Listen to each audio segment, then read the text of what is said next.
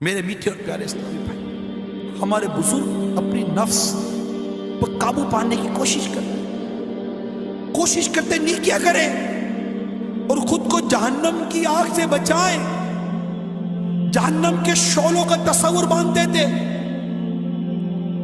مگر ہم ہیں، ہمیں جہنم کے تصورات آتے کتنے، وہ بندہ بھی کتنا عجیب ہے جو یہ جانتا ہے کہ دوزخ سخت ترین عذاب کا مقام ہے، پھر بھی گناہوں کا ارتکاب کرتا ہے، پھر بھی اپنے نفس کا محاسبہ نہیں کرتا، پھر بھی خود کو گناہوں سے بچانے کی کوشش نہیں کرتا، پھر بھی اپنی آنکھوں کی حفاظت کی کوشش نہیں کرتا، پھر بھی اپنے کانوں کی حفاظت کی کوشش نہیں کرتا، اور پھر بھی غیبتوں پہ غیبت کیے جا رہا ہے، چغلیوں پہ چغلیاں کیے جا رہا ہے، فلموں پہ فلمیں دیکھے جا رہا ہے، گانوں پہ گانے گنگنا ہی جا رہا ہے، سوچتا نہیں؟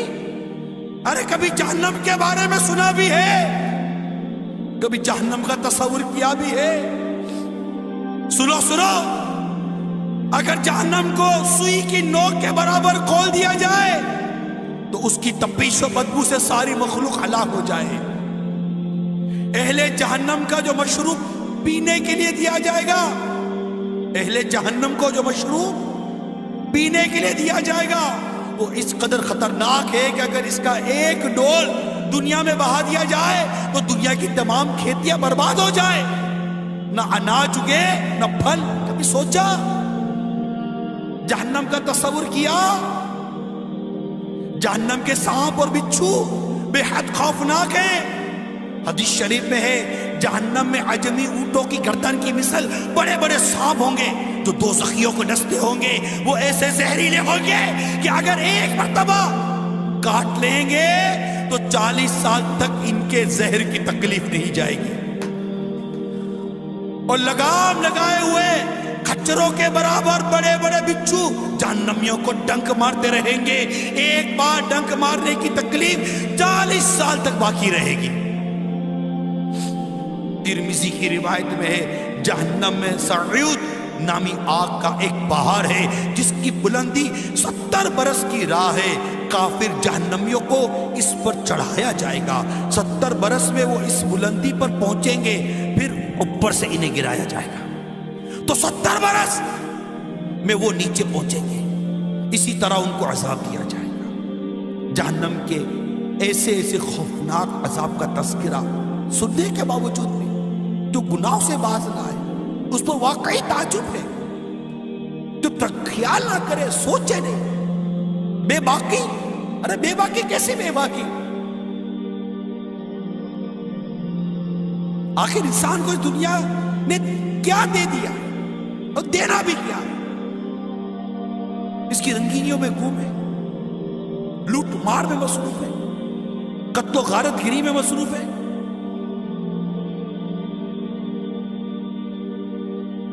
حلال حرام کی کوئی تمیز نہیں، جو آتا ہے کھا لیتے، لذیذ غذائیں مزے لے کر کھانے والوں، جہنم کی بھیانک غذاؤں کو نہیں بھولنا۔ ترمذی کی روایت میں دوزخیوں پر بھوک مسلط کی جائے گی تو یہ بھوک ان سارے عذابوں کے برابر ہو جائے گی جن میں وہ مبتلا ہیں، وہ فریاد کریں گے تو انہیں زہریلی کانٹے دار گھاس میں سے دیا جائے گا جو نہ موٹا کرے نہ بھوک سے نجات دے، پھر وہ کھانا مانگیں گے تو انہیں پھندا لگنے والا کھانا دیا جائے گا تو انہیں یاد آئے گا کہ وہ دنیا میں پھندا لگے نیوالے کو پانی سے نگلتے تھے، چنانچہ وہ پانی مانگیں گے تو ان کو لوہے کے زنبور سنسی سے کھولتا ہوا پانی دیا جائے گا، جب وہ ان کے منہ کے قریب ہوگا تو ان کے منہ بھون دے گا، پھر جب ان کے پیٹ میں داخل ہوگا تو ان کے پیٹوں کی ہر چیز کاٹ ڈالے گا۔ ایک اور حدیث پاک میں ہے زقوم یعنی تھوہر جو کہ دوزخیوں کو کھلایا جائے گا کہ ایک قطرہ اگر دنیا پر ٹپک پڑے تو دنیا والوں کے کھانے پینے کی تمام چیزوں کو تلخ بدبودار بنا کر خراب۔ میٹھے میٹھے اسلامی بھائی غور کیجیے، جہنم میں ایسا ہولناک عذاب ہونے کے باوجود آخر इंसान गुनाहों पर इतना दिलेर क्यों है? इतनी इस तरह के वाकयात बयान की जाते हैं, हदीसें बयान की जाती हैं, इतनी डराने वाली बातें बयान की जाती हैं, लेकिन ना जाने क्या हो गया है हमको। जैसे कि ना वो हम ना सुधरे की कसम खाई है। आते बैठते सुनते, बाज़ औक़ात देखा गया है बयान में, बाज़ औक़ात देखा गया, अफसोस भी होता है, सर भी हिलाते, सर झुकाते भी। हकीकत यह है कि बाज़ औक़ात आंसू के कतरे भी टपक पड़ते हैं, एहसास भी होने लगता है, खुद से बात भी करते हैं बाज़ औक़ात बयान के दौरान, यार तू कर क्या रहा है, क्या कर रहा है, जरा सोच तो सही, अपनी ज़बान के बारे में कुछ तो तसव्वुर कर कि जिसकी ज़बान गुनाह करती करती गुजर गई और वो बगैर तौबा किए मर गया, एक तसव्वुर तो कर। और इसी ज़बान से अगर क़यामत के दिन लटका दिया गया, निकाल कर लटका दिया, ज़बान से लटक रहा है, आए तसव्वुर तो करे। जिन आंखों से बदनिगाही की, जहन्नम की आग की सिलाई उन आंख में डालकर खच से निकाल दी जाए, तसव्वुर करना। अरे जो कम से कम जो तसव्वुर किया जा सकता करे, तुझे क्या तसव्वुर करेंगे?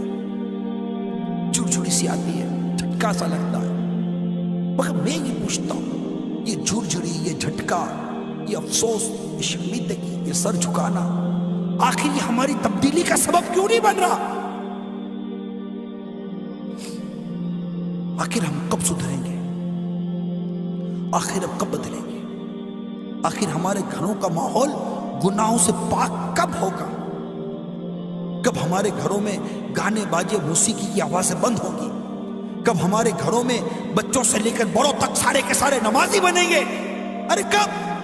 कब हमारे घर की औरतें शरई पर्दा करेंगी, मदनी बुर्का पहनेंगी? कब? कब हमारे बच्चे नमाजी होंगे? कब? जरा सोचिए।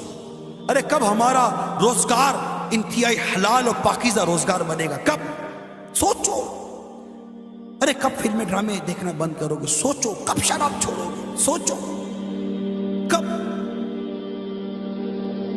दुनिया की मोहब्बत, दुनिया की रंगीनी, दुनिया की चाहत, दुनिया का माल दौलत, ऐशो आराम, शोहरत तलब, अरे तूने मनसब भी कोई पाया तो क्या, कसरे आली शान बनवाया तो क्या? अरे कितनी मौत की खबरें सुनते रहते हैं। अरे कभी मौत की खबरों को सुनकर अपनी मौत याद आई है या नहीं आई कभी? कि मैं भी मरूंगा, किसी दिन मेरा भी पैगाम हो सकता है दुनिया में नशर किया जाएगा कि ये भी मर गया, ये भी गया, इसका टाइम भी पूरा हो गया, फला दिन फला नमाज के बाद इसका भी नमाज जनाजा है। कैसे? बस मर गया, मरना तो है ना। यही नाज उठाने वाले मनो मिट्टी तेले कब्र में दाब कर आ जाएंगे अकेले, अंधेरे कब्र में अकेले होंगे, कोई नहीं आएगा, कोई नहीं आएगा, माँ बाप भी नहीं होंगे, बीवी बच्चे भी नहीं होंगे, दोस्त यार भी नहीं होंगे, कोई भी नहीं होगा। लोगों में रहकर कब्र को भूलने वालों, उस कब्र को याद करो जिसमें तन्हा रहना। ये नहीं हो सकता कि हमारी कब्र में कोई लाइट जलाई जाएगी, ये नहीं हो सकता कि हमारी कब्र में कोई रोशनदान निकाल दी जाएगी, कोई हवा का इंतजाम अंदर में स्पेशल किया जाएगा, कोई अंदर में बिस्तर लगा दिया जाएगा, कोई इंतजाम किया जाएगा, नहीं होगा। हमारे कपड़े अलमारी में लटकते रह जाएंगे, वही अंदर बड़े रह जाएंगे, वही बाहर से कपड़ लाकर पहना देंगे, वही गला होगा, वही जो सबके साथ हो रहा है वही होगा। क्या होगा? सारी ये रौनकों में हम उस गधे को भूल गए। कैसे नादान है वो, कैसे नादान।